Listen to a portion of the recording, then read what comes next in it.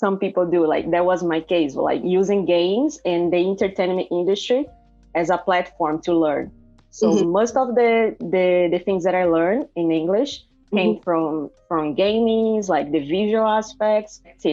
I would love to see growth more associated with the ability that we have to make an impact. Like stick to your lane, understand where you are good enough, and how you can make things happen from that.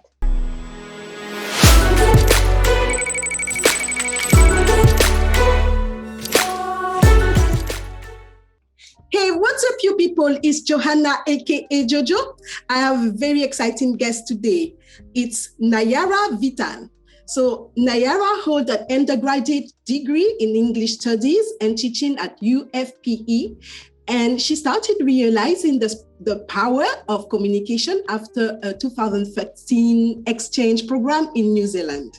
So more recently, she fell into the gaming industry, aiming to embrace new learning experiences beside expanding their skills.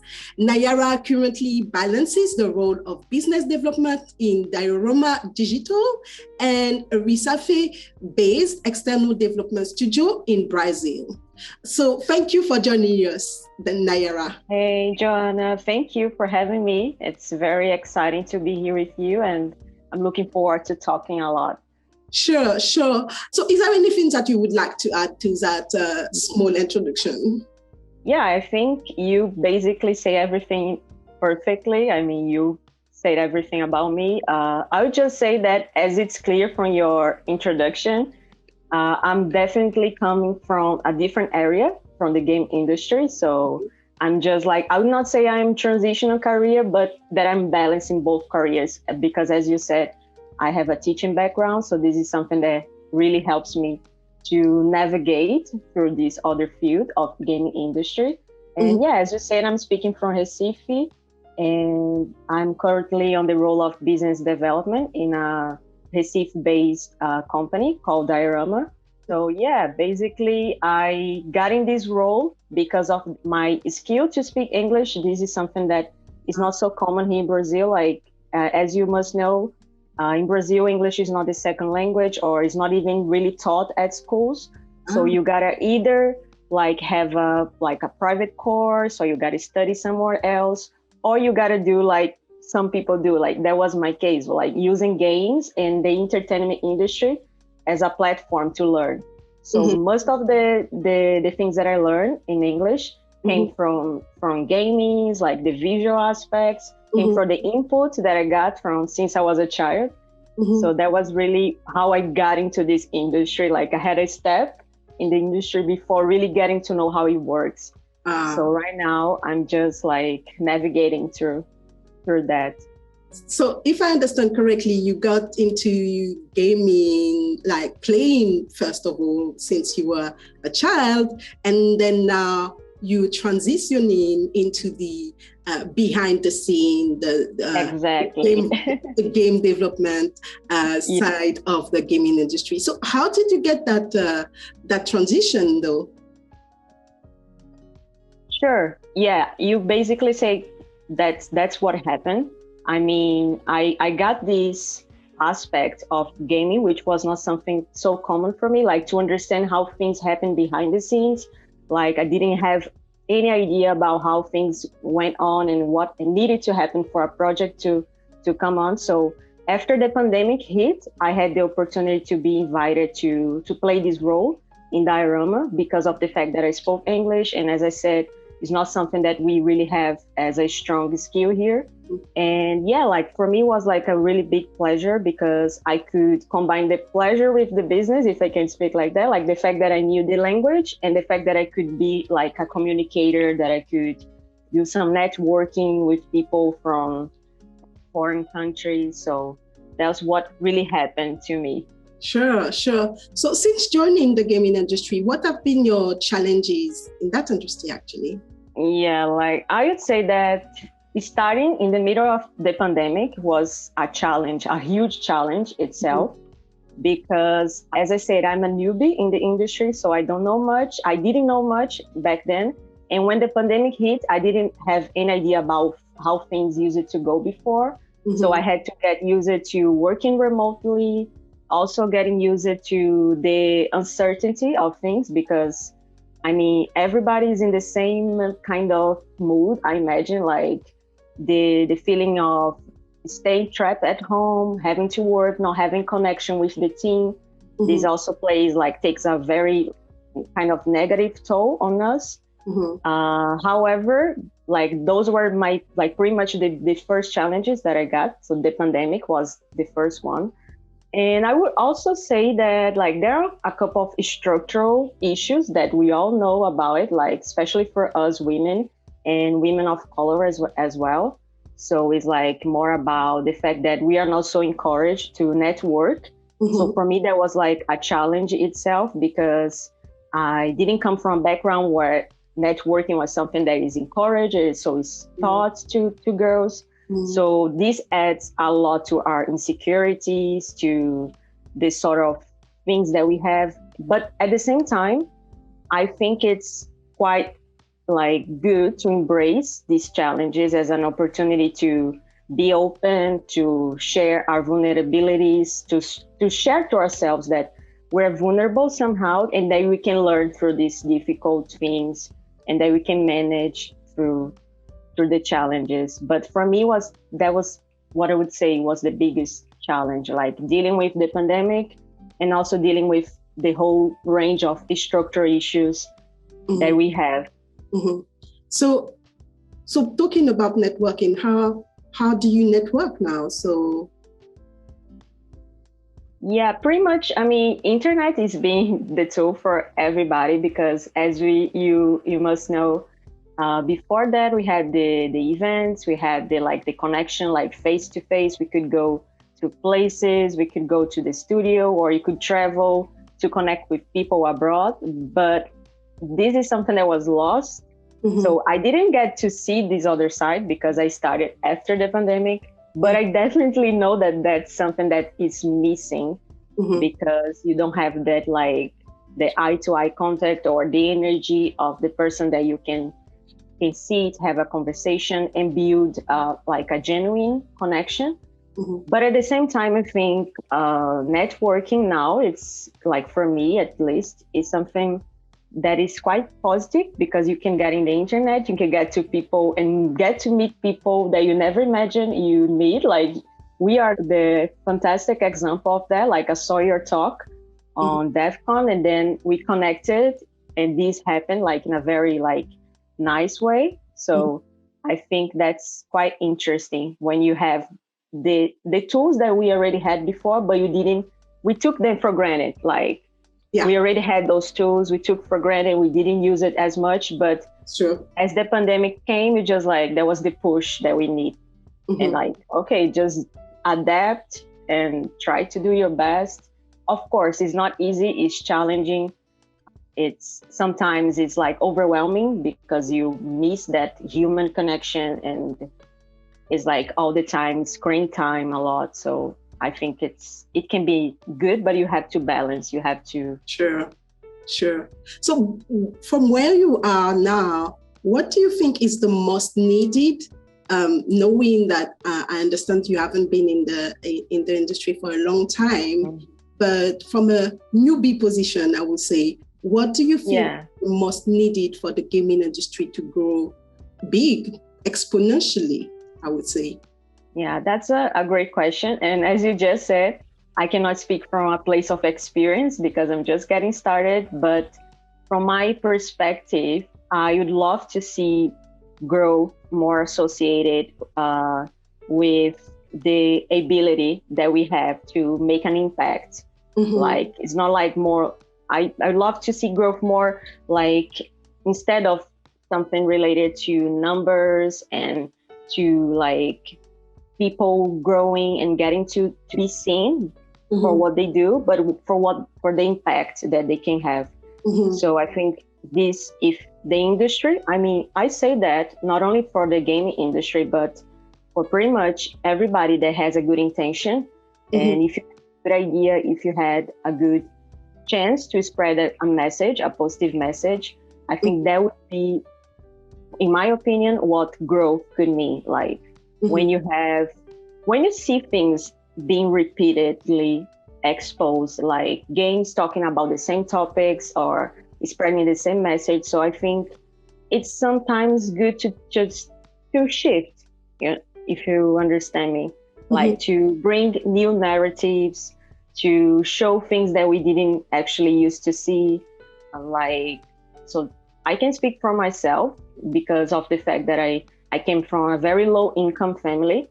So for me, like all these medias and like games and music in the entertainment itself was like a very important source of knowledge, because when you don't get it at schools, you get somewhere else. So I mean, gamings, like they have a very huge impact on that. Of course, I'm not like throwing the whole responsibility to the game industry, but I mean, sometimes it's like it can be positive to associate your growth to the impact that you can get from the things you create. So that's just like what I think, what I would say. So you know, the gaming industry is a bigger industry than movie and the main entertainment now industry. Yeah. So I think really there is, you know, that responsibility actually from that we should have to pass some messages to do, and that's why there is a Games for Good now. And actually at the moment the United Nation has an initiative for Games for Good to really push games for sustainable, you know, for the environment and you know, sustainability. So I do believe that gaming is going to play more and more a major part in that impact on the environment, on social for social good as well, you know. So I couldn't agree more with you. I think that's the idea. Like you have a good message, you can create good things. Like the power of like the ability actually of creating things is like fantastic, because you can bring a lot of things. Like, and it's the idea sometimes for me too. It's like if you cannot see it, you cannot be it. Sure. So if you can see like other things being shown, you can actually get a good message from that. You can get inspired. Yeah. Like it sounds quite utopic sometimes, but I mean, if you don't think like that, things don't change, because we just get stuck in the same old thoughts, in the same patterns, repeating, bringing the same narratives with like without really thinking about how we can impact. Yeah. I think we need to be utopic to in this life. Thank you. Yeah, we need to dream, and we need to dream big in order to be successful. Not only to be successful, but to make things happen as well. Yes. For our society, you know. So dreaming and dreaming big and being utopic. Like there is a saying that say, reach for the sun, the moon, and reach. I think it's like reach for the stars, aim for the moon. I might be wrong. I think it's I don't know. Moon and stars, something like that. Yeah, something like that. Or like, shoot to the stars, aim to the moon. I don't know, but something it's like that. familiar. Yes, we can check that later. Like viewers, if you know it, just comment it. Yes, exactly. So, in your opinion, do you think that the global crisis has improved the gaming industry ecosystem? Like, take your example. You got into the gaming industry during the pandemic because you speak English. Do you think that the companies that we work for would have had over opportunities than hire you, or was the pandemic lucky event for you to be hired there? Yeah, I understand that. I mean, I cannot speak from a place of experience, but what I definitely say is that this crisis helped to shed light to things that needed to be improved. I cannot say for a fact that improved things, but in my opinion, it kind of say, okay, that's the kind of thing that we need to do, because it's not going to work if you keep insisting in going through that way. So for example, I would say, I would speak about the idea of hiring people from other places, from other regions of Recife, out of Recife, for example, what is the studio I work for located. Mm-hmm. And this kind of just meant a lot, because before that we could not really connect. People had to travel to be in the headquarters of the studio. Mm-hmm. And in my case, it happened in a very positive circumstance, because I had this opportunity to join my skills and to learn, actually. Mm-hmm. Also, I think it helped to make things more flexible, in this sense, like of hiring people from other places, but also like connecting with partners, like people that never imagined you could connect with in the company. Sure. So I see these guys right there. I see these people doing some good things, and I want to give them a chance. And sure. So I think this is what actually happened. And lastly, I would say a more another aspect of the pandemic crisis was like the huge impact that it had on our mental health, because I mean, it didn't improve our mental health at all, but it actually showed and shed light to things that we need to start taking care of. Definitely. Yes, it's crazy, because I mean, from the moment that everybody has to be at home and gets to get used more with themselves and seeing themselves every day, this actually, those things that we kind of put under the carpet, they start to knock at the door and say, okay, you got to take care of that. Yeah. So this is what actually happened in Diorama. There was already a demand that we had for mental health, I would say a mental health agenda that you can put in our schedule, to put in our work routine. Mm-hmm. And we kind of had this new professional that joined the company. So there was something that was kind of, oh, that was not so possible before a pandemic, but now it's really necessary.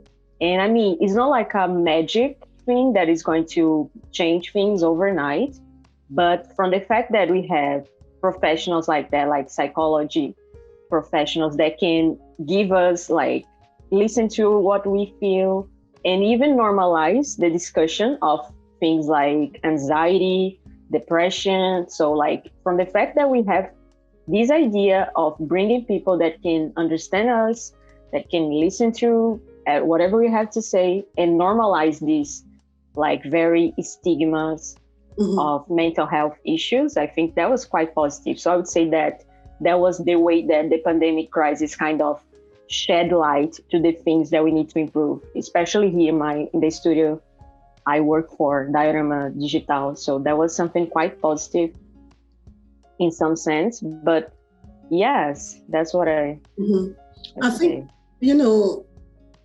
as I said, and I completely agree with you here, the fact that our mental health, we actually seen that mental health issue being increasing, and it's right. That's really shed a light on what we as human beings needs to take care of, and it's so, and as well removing that stigma, the stigma of depression, anxiety, and so on. It's true. We were not actually taking care of ourselves properly. Well, a lot of people, we didn't have health. Mental health is health, So exactly. The same ways that you can take care of your physical health, you have to take care of your mental as well, So you're right. So it's a nice way to see it, Yeah, and really, there have been.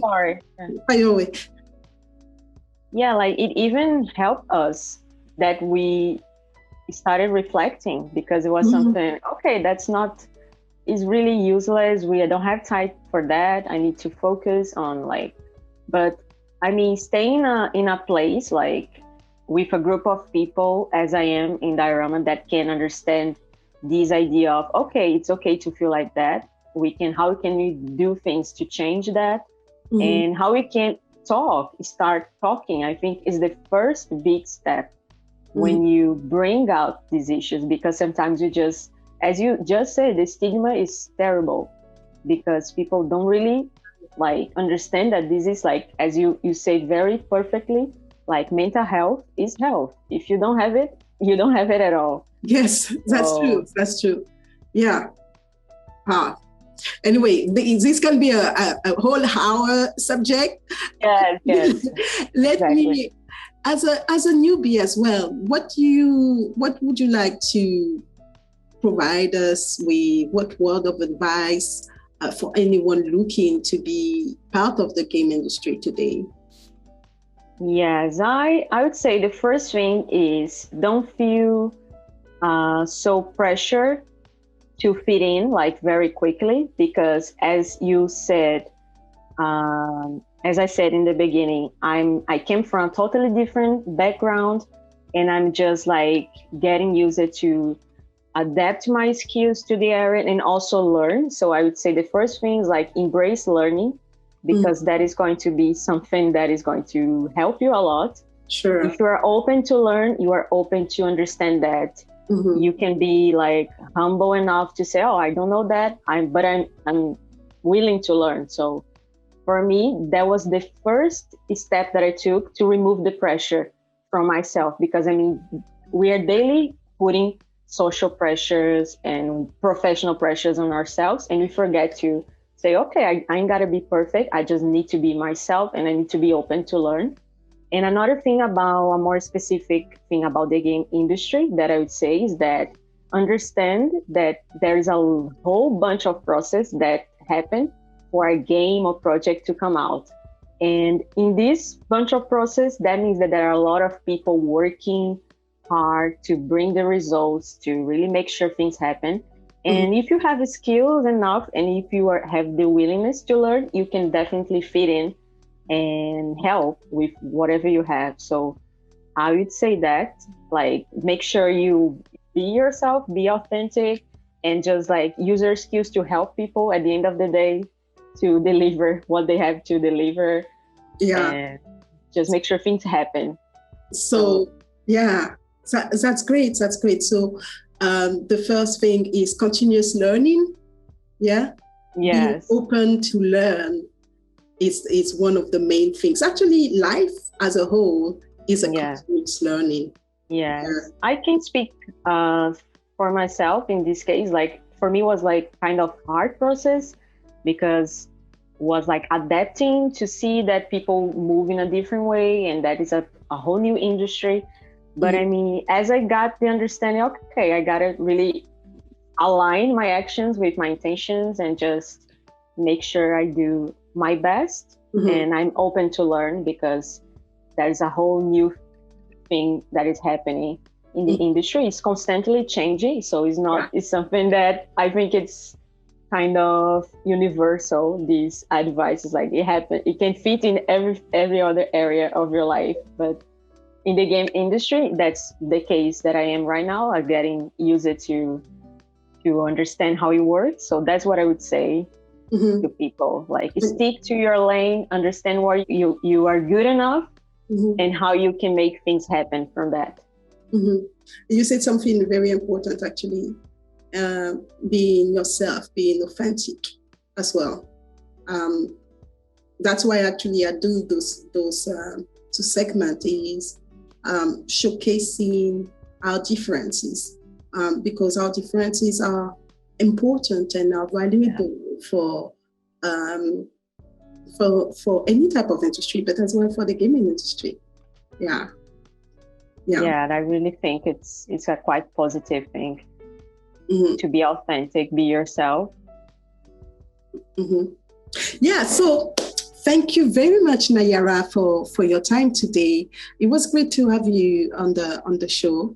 I'm sure that we will definitely have more conversation. The longer you stay in the gaming industry, and hopefully we will be able to actually meet in a conference. Hopefully.